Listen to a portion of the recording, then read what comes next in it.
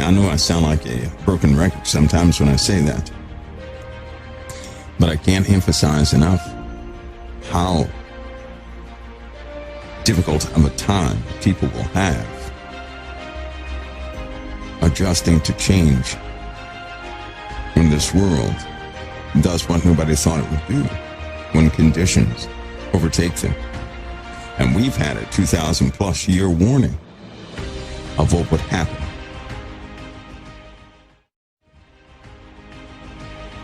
And it just seems like the more people think about this, so funny that, for example, this disclosure,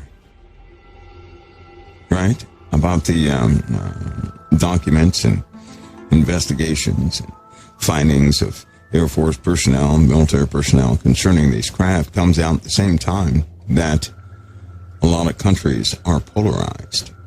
And it's not just the USA. A lot of countries are polarized. Even Israel is polarized with the exact same problem. It is, these are strange times. Do you guys know about the experiment that took place in the ocean? I believe it took place several times now, right? And unless you read peer-reviewed papers and know how to read them, you're not going to find out about these things. You have to know how to read peer-reviewed documents, which means you have to be part of a university or something like that to get a hold of them in the first place anyway. They implemented a frequency in the ocean. And when they implemented this frequency with just ocean water, DNA started forming in a box. It was in a box, a clear box. And they let that frequency, but more than in the box, it was outside the box too. It was DNA was organizing itself out of the waters of the ocean by that frequency. It knew how to organize itself, and it blew the entire scientific community away. It's alive! In the name of God, now I know what it feels like to be God. It became a very dangerous subject, but nevertheless, they published some peer-reviewed documents, and people repeated that experiment with the same exact results. The DNA was human DNA, just so you know. That's what the DNA was. Had they let it finished, it would have become more complex. So DNA strands were forming out of nothing, simply by playing a frequency underwater with some very cheap equipment. And that's something. Not only that, but they took some people underneath into a controlled experiment, which would shield them from human residents.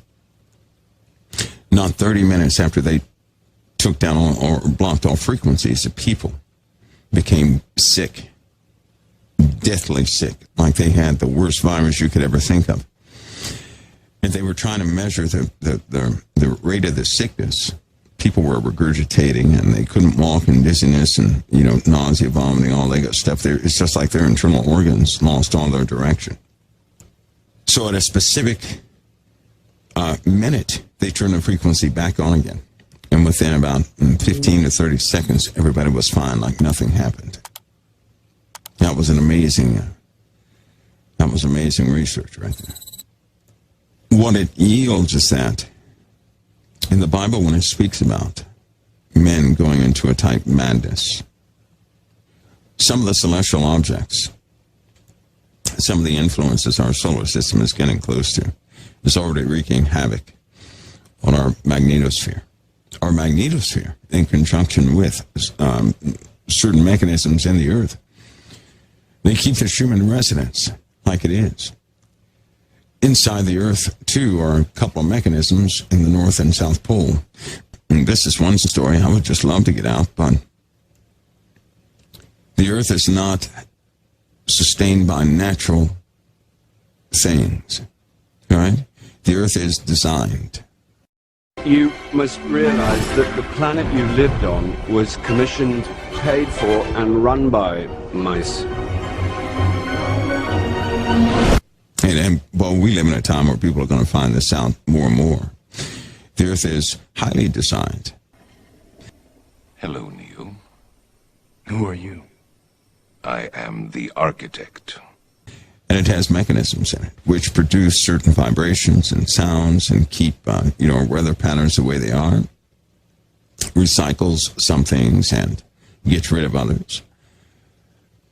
But as we enter into this new area in the universe, we're having challenges with our magnetosphere.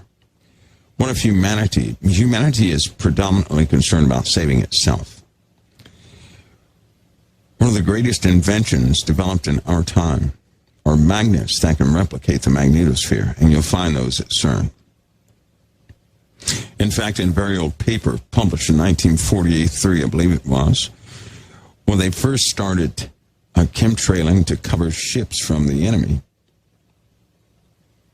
on a big basis, they published a paper. They said they knew about the magnetosphere, and at that time they published that paper and some patents regarding the same magnets they use at CERN. It's funny, the same magnets they use at CERN in this paper were to shield the Earth in several areas from a magnetosphere breakdown. Now I'll say it again, the same magnets that are utilized at the CERN facility, a patent was made for those same magnets back in the 40s for a very different purpose. Anything that can keep a high-speed particle going on a track or a trajectory is a very powerful magnet, and to date they are the most advanced magnets in the world. They are extremely powerful, which is why they're so deep in the ground. If those same magnets were turned on near the surface, it would be an EMP this world couldn't take, because that's a lot of power focused like that. So they need the rock strata and the layers in the rock. They need that to somewhat shield some of the adverse effects from these magnets. Nevertheless, it still goes straight up.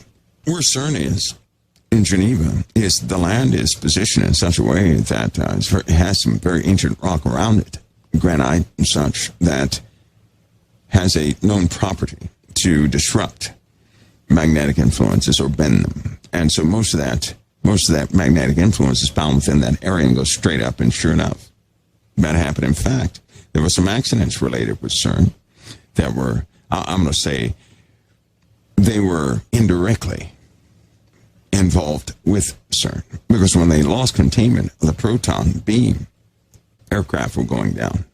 They couldn't find the cause. CERN is also the most powerful particle beam weapon on Earth.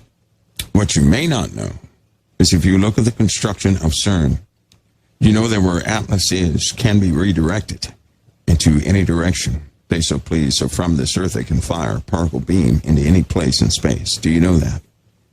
That was also fashioned in a patent that was filed in the 60s for a particle beam weapon that Earth could defend itself with against external threats. And that same patent had curvature in the beam, right?